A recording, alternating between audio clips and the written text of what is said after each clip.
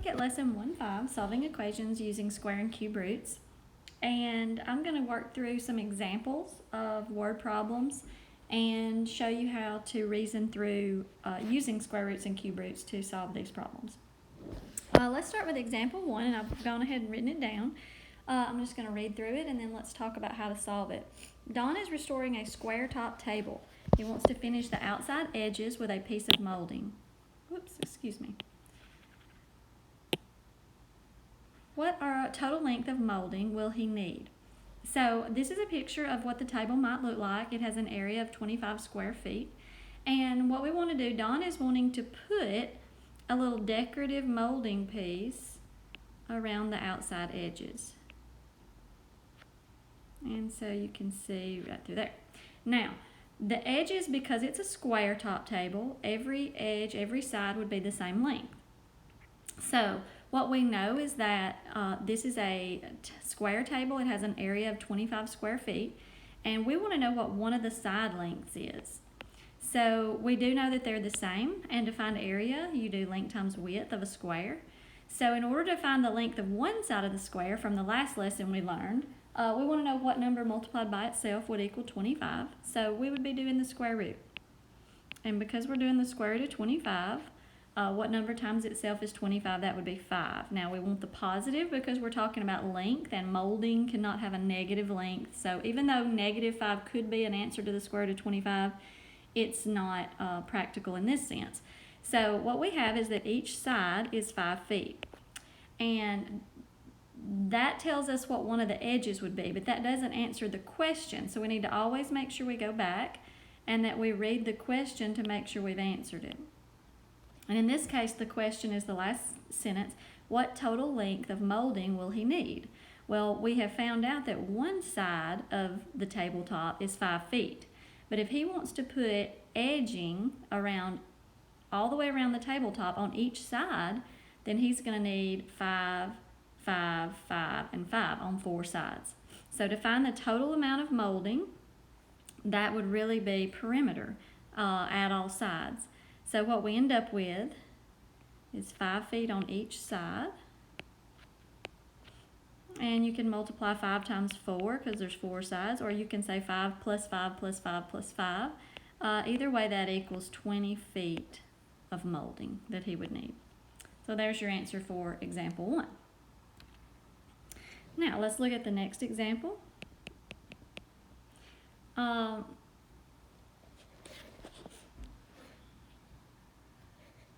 Okay. Kyle has a cube-shaped, now there's our keyword, cube-shaped terrarium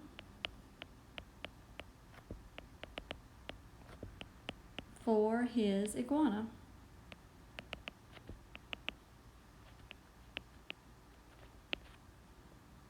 He wants to cover the opening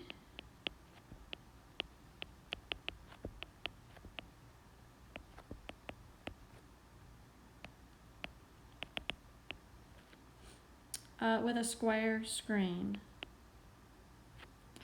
Whoops.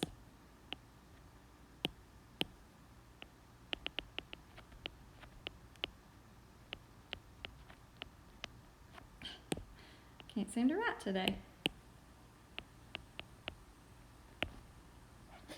What are the dimensions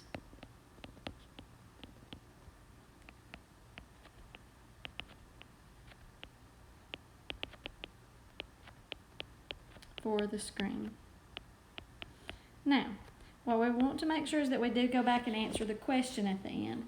So what we need to know is that Kyle has a cube-shaped terrarium, sort of like an aquarium without the water, and he wants to put a square screen on the opening, and he wants to know the dimensions for this screen.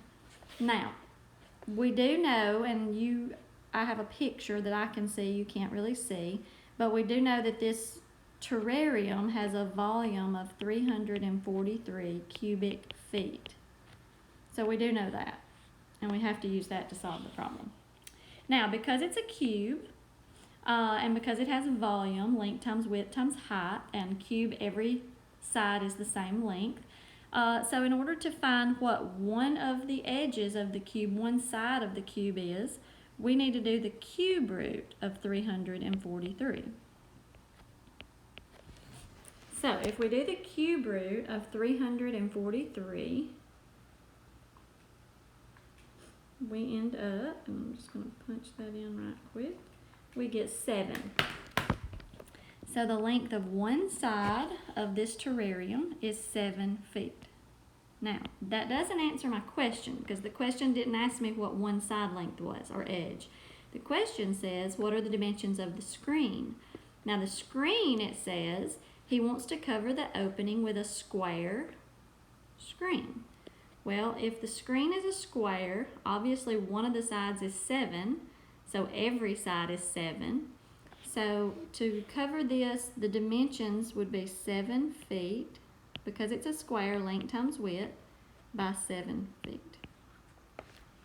So that's your answer to the problem. Okay, for example 3,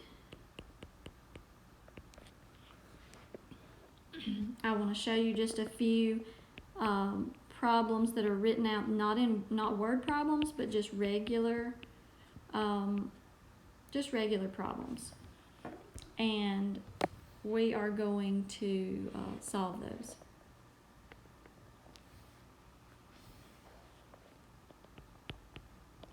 Okay, so if you have a cube root, if you have a cube in your equation, then you will use a cube root to solve it. If you have a square in your equation, you'll use a square root to solve it. So let's try this example. Let's start with the first one. X to the third equals 64. Now, anytime we solve equations, and I'm sure you learned from last year, anytime you solve equations, you undo it by doing the opposite of what's being done to the variable. So in order to solve for x in this equation, x is being cubed. The opposite of cube is cube root. The opposite of square is square root, just like the opposite of multiply is divide and the opposite of add is subtract. So in order to solve this, I need to take the cube root of both sides.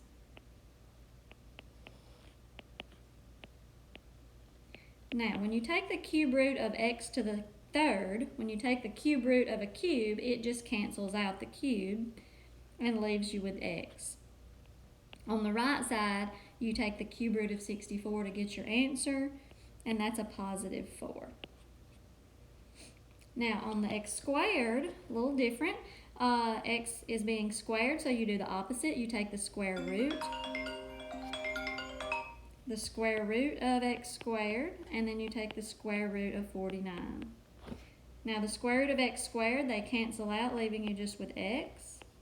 On the right side, you have the square root of 49, which is plus or minus 7, because it could be a positive or a negative 7. And anytime you're just solving a simple equation where there's no word problem, you need to include each answer that could be possible if it's positive or negative.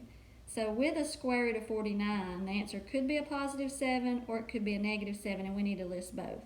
And you can list them like this, or you can list them 7 or negative 7 out like that. Either way is appropriate. And that's all I have for this lesson, so I'm going to let you work on your practice problems.